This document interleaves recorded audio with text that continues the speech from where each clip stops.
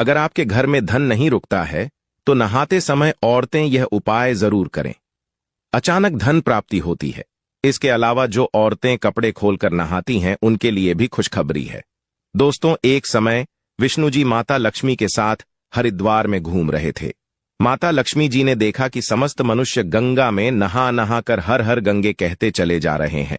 दोस्तों, मैं आपको बता दूं कि अगर आप ये कहानी सुन रहे हैं तो पूरा सुनिएगा, क्योंकि आधा अधूरा ज्ञान कोई काम का नहीं होता। दोस्तों, जब माता लक्ष्मी जी ने देखा कि समस्त मनुष्य गंगा में नहा नहा कर हर हर गंगे कहते चले जा रहे हैं, परंतु सभी दुखी और परेशान हैं, तब माता लक्ष्मी जी ने बड़े आश्चर्य से विष्णु जी से पूछा कि है भगवान, गंगा में इतनी बार स्नान करने पर भी इनके पाप और दुखों का नाश क्यों नहीं हुआ? क्या गंगा में सत्यता नहीं रही? तब भगवान विष्णु जी ने कहा, प्रिय, गंगा में तो वही समर्थ है, परंतु इन लोगों ने पाप नाशी गंगा में स्नान ही नहीं किया है, तब इन्हें लाभ कैसे हो? लक्ष्मी जी ने आश्चर्य से कहा कि स्नान कैसे नहीं किया? सभी तो नहा कर जा रहे हैं, अभी तक उनके शरीर भी नहीं सूखा है।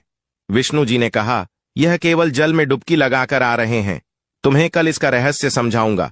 दोस्तों, दूसरे दिन बड़े जोर की बरसात होने लगी। गलियां कीचड़ से भर गईं। एक चौड़े रास्ते में एक गहरा गड्ढा था और चारों ओर कीचड़ भरा था। प्रिय मित्रों, तब विष्णु जी ने अपने लीला से ही वृद्ध रूप धारण कर लिया और विवश की तरह गंगा में जाकर ऐसे लेट गए जैसे कोई मनुष्य चलता चलता गड्ढे में गिर पड़ा हो और निकालने की प्रयास करने पर भी ना निकल पा रहा हो। माता लक्ष्मी को उन्होंने यह समझाकर गड्ढे के पास बैठा दिया कि देखो, तुम लोगों को सुना सुनाकर यूं पुकारते रहो कि मेरे वृद्ध पति इस गड्ढे में गिर पड़े हैं, कोई पुण्य आत्मा इन्हें निकालकर उनके प्राण बचाए और मुझे असहाय की सहायता करें। साथ ही विष्णु जी ने यह कहा कि जब कोई गड्ढे में से मुझे निकालने को तैयार हो, तब इतना और कह देना कि भाई, मेरे पति सर्वथा निष्पाप हैं, इन्हें वहीं छुए जो स्वयं निष्पाप हो। यदि आप निष्पाप हैं तो उनके हाथ लगाइए, नहीं तो हाथ लगाते ही आप भस्म हो जाएंगे। दोस्तों, लक्ष्मी जी तथास्तु कहकर गड्ढे के किनारे बैठ गई और आने वाले लोगों को सुनाकर विष्णु जी की सिखाई हुई बात कहने लगी। गंगा में नहाकर लोगों के भीड़ आ रहे हैं। सुंदर युवती को यूं बैठी देखकर कितनों के मन में पाप आया, कितनों को कुछ धर्म का भय हुआ, तो कितने कानून से डर रहे थे। प्रिय मित्रों, कुछ लोगों ने तो माता लक्ष्मी को यह भी सुना दिया कि मरने दे, इस बूढ़े को क्यों उसके लिए रोती है। और साथ ही कुछ दयालु चरित्रवान पुरुष भी थे। उन्होंने करुणा दिखाते हुए उस युवती के पति को निकलना चाहा, परंतु लक्ष्मी जी के वचन सुनकर वह भी रुक गए। उन्होंने सोचा कि हम गंगा में नहाकर आए हैं तो क्या हुआ, पापी तो है ही। दोस्तों, वे सोच रहे थे कि कहीं सहायता करते समय हम भस्म ना हो जाएं। इस स्त्री के कथन के अनुसार हम स्वयं भस्म ना हो जाएं। ऐसे में किसी का साहस नहीं हुआ। सैकड़ों आए, सैकड़ों ने पूछा और चले गए। प्रिय मित्रों, अब संध्या हो चली थी। विष्णु जी ने कहा, हे प्रिय, आपने देखा आया कोई सच्चे हृदय से गंगा में नहाने वाला। थोड़ी देर बाद एक जवान हाथ में लौटा लिए हर हर गंगे करता हुआ निकला। पार्वती ने उसे भी वही बात कही। युवक का हृदय करुणा से भर आया। उसने गड्ढे में गिरे वृद्ध व्यक्ति अर्थात विष्णु जी को निकालने की तैयारी की। तब लक्ष्मी जी ने रोक कर कहा कि भाई, यदि तुम सर्वथा निष्पाप नहीं होंगे तो मेरे पति को छूते ही जल जाओगे। परंतु उसने इस समय बिना किसी संकोच के दृढ़ निश्चय के साथ लक्ष्मी जी से कहा कि माता, मेरे निष्पाप होने में तुझे संदेह क्यों होता है? देखते ही नहीं, मैं अभी गंगा नहाकर आया हूं। भला गंगा में गोता लगाने के बाद भी कभी पाप रहते हैं? अभी तुम्हारे पति को निकलता हूं। दोस्तों, इतना कहकर उस युवक ने लपक कर बूढ़े को ऊपर उठा लिया। तब भगवान विष्णु और माता लक्ष्मी ने उसे अधिकारी समझकर अपना असली स्वरूप प्रकट कर उसे दर्शन देकर कृतार्थ किया। विष्णु जी ने माता लक्ष्मी से कहा कि इतने लोगों में से इस एक ने ही गंगा स्नान किया है। इसी दृष्टांत के अनुसार जो लोग बिना श्रद्धा और विश्वास के केवल नाम के लिए गंगा स्नान करते हैं, उन्हें वास्तविक फल नहीं मिलता। परंतु इसका यह मतलब नहीं कि गंगा स्नान व्यर्थ जाता है। गंगा स्नान बहुत पुण्य भी है। प्रिय मित्रों, इसके बाद विष्णु जी ने माता लक्ष्मी से कहा, हे प्रिय, अब मैं आपको 12 बातें बताता हूं। जो भी मनुष्य इन 12 बातों को नहाते समय ध्यान में रखता है, वह कभी भी दुखी नहीं रहता है। उसके घर में मां लक्ष्मी का वास हो जाता है। उसके घर में अपार धन आता है। घर में कभी भी लड़ाई झगड़ा नहीं होते हैं। उसका पूरा परिवार हंसी खुशी जीवन व्यतीत करता है। तब माता लक्ष्मी ने कहा, हे भगवान, आप हमें यह 12 बातें बता दीजिए। मित्रों, इसके बाद भगवान विष्णु उन बातों को बताना शुरू कर देते हैं और माता लक्ष्मी बहुत ध्यान से सुनने लगती है। मित्रों, यह 12 बातें आप लोग भी बिल्कुल ध्यान से सुन लेना। इसके बाद भगवान विष्णु कहते हैं, हे प्रिय, यह 12 बातें बताने के बाद मैं आपको एक बात और बताऊंगा जो औरतों के लिए है। जो औरतें कपड़े खोलकर स्नान करती हैं, उनके लिए यह बात बहुत ही महत्वपूर्ण है। तो हे लक्ष्मी, इस बात को आप बहुत ही ध्यान से सुने। मित्रों, फिर भगवान विष्णु अपनी वाणी को शुरू कर और बताने लगते हैं। विष्णु जी कहते हैं, स्नान करने से शरीर निरोगी रहता है और मन प्रसन्न रहता है। नहाने से चेहरे की क्रांति और शारीरिक आकर्षण में भी बढ़ोतरी होती है। अगर इस नित्य कर्म के दौरान कुछ बातों का ध्यान रखा जाए तो आध्यात्मिक से भी ज्यादा लाभ पाया जा सकता है।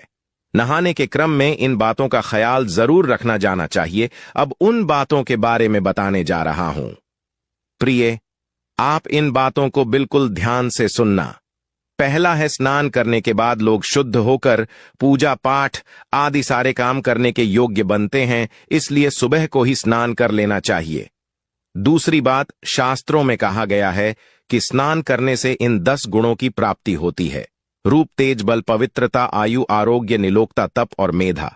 तीसरी बात है, लक्ष्मी, धन, पुष्टि, आरोग्य और स्वास्थ्य चाहने वालों को हर मौसम में और हर दिन स्नान करना चाहिए। चौथी बात है, शास्त्रों में कहा गया है कि सुबह स्नान करने से पाप का नाश होता है और पुण्य मिलता है। ऐसा कहा गया है कि सुबह नहाने वालों के पास नकारात्मक शक्तियां नहीं भटकती, इसीलिए सुबह स्नान करना ही उचित है। पांचवी बात है, बीमारी की हालत में सर के नीचे से ही स्नान करना चाहिए। गीले कपड़े से शरीर को पोंछ लेना एक तरह का स्नान ही कहा गया है। छठी बात है, सुबह की लालिमा निकलने से पहले ही स्नान कर लेना श्रेष्ठ माना गया है। सातवीं बात है, तेल लगाकर और शरीर मलमल कर नदी में नहाना माना है। इसकी जगह नदी से बाहर निकलकर तट पर ही शरीर साफ करके तब नदी में डुबकी लगाना उचित है। आठवीं बात है, जिन घाटों पर कपड़े धोने जाते हैं वहां का जल अपवित्र माना गया है, इसलिए वहां से कुछ दूर हटकर। नौवीं बात, नदी में 11 या 21 बार डुबकियां लगाना अच्छा बताया गया है। 10वीं बात है, पवित्र नदियों में कपड़े नहीं निचोड़ने चाहिए। नदी में किसी तरह की गंदगी नहीं बहानी चाहिए। 11, नल की तुलना में झरने का पानी, झरने से ज्यादा नदी का पानी, नदी के पानी से किसी तीर्थ का जल, तीर्थ के जल से गंगा जल अधिक श्रेष्ठ माना गया है। वही 12वीं बात यह है कि गंगा माता का कथन है कि स्नान करते वक्त कोई चाहे जहां भी मेरा स्मरण करेगा मैं वहां के जाल में आ जाऊंगी। प्रिय मित्रों, इसके बाद विष्णु जी ने कहा, अब मैं आपको औरतें के बारे में बताता हूं जो औरतें कपड़े खोलकर स्नान करती हैं। विष्णु जी ने कहा, हे प्रिय, हिंदू धर्म शास्त्रों में हर एक चीज के लिए कुछ नियम बनाए गए हैं। इन नियमों में से एक है स्नान को लेकर की गई बातें। ऐसा माना जाता है कि आम व्यक्ति को शास्त्रों के नियमों का पालन जरूर करना चाहिए, जिससे घर की सुख समृद्धि बनी रहती है और खुशहाली आती है, साथ में अपार धन बरसता है। हमारे शास्त्रों में ऐसी कई बातों का जिक्र किया गया है जिसका पालन हम सदियों से करते आ रहे हैं, लेकिन उसके कर्म के बारे में अभी भी बहुत से व्यक्तियों को पूरी जानकारी नहीं है। ऐसे ही नियमों में से एक है निर्वस्त्र स्नान करना। आपने अक्सर घर के बड़ों को ऐसा कहते सुना होगा कि कभी भी स्नान बिना कपड़ों के यानी निर्वस्त्र नहीं करना चाहिए। अगर हम पौराणिक कथाओं की बात करें तो निर्वस्त्र स्नान की मनाही का एक सबसे बड़ा कारण मेरे कृष्ण अवतार से है, उस समय से जुड़ा है। पौराणिक कथाओं के अनुसार एक बार जब गोपिकाएं सरोवर में स्नान कर रही थीं और वह निर्वस्त्र थी, उस समय बाल कृष्ण ने गोपियों के सभी वस्त्र छिपा दिए। उसे समय जब कृष्ण जी ने उनके वस्त्र छिपा लिए और गोपियों ने अपने वस्त्र वापस लेने की प्रार्थना की, तब कृष्ण जी ने उन्हें समझाया कि कहीं भी बिना वस्त्र धारण किया स्नान नहीं करना चाहिए।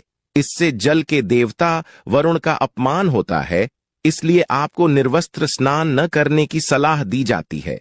अगर आप नहाते समय यह सोचते हैं कि बंद कमरे में कोई आपको नहीं देख रहा है, तो ऐसा गलत है, क्योंकि ईश्वर आपको हर स्थान पर देखते हैं। यदि आप निर्वस्त्र होकर स्नान कर रहे हैं तो यह मुख्य रूप से जल के देवता वरुण का अपमान करने जैसा होता है। निर्वस्त्र स्नान से आपको पाप लग सकता है और आर्थिक और शारीरिक नुकसान पहुंच सकते हैं। यदि आप निर्वस्त्र स्नान करते हैं तो आपके शरीर में नकारात्मक ऊर्जा प्रवेश करती है और आपकी मानसिकता भी नकारात्मक हो सकती है। इसलिए हमेशा आपको यही सलाह दी जाती है कि भले ही आप नहाते समय कोई एक कपड़ा धारण करें, लेकिन बिना कपड़ों के स्नान न करें, तभी आपके लिए बेहतर होगा।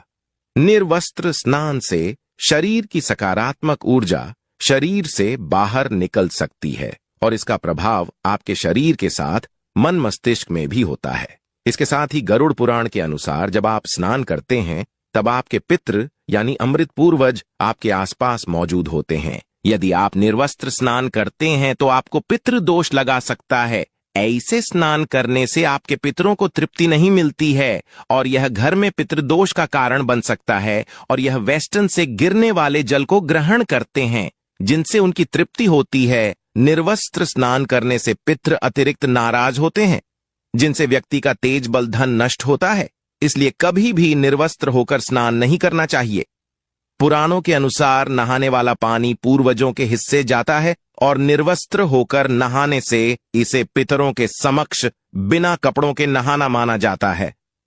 शास्त्रों में ऐसी मान्यता है कि यदि कोई निर्वस्त्र स्नान करता है तो माता लक्ष्मी उससे रूठ सकती है। साथ ही इससे आपकी कुंडली में धन हानि के योग्य बन सकते हैं और आपकी आर्थिक स्थिति खराब हो सकती है।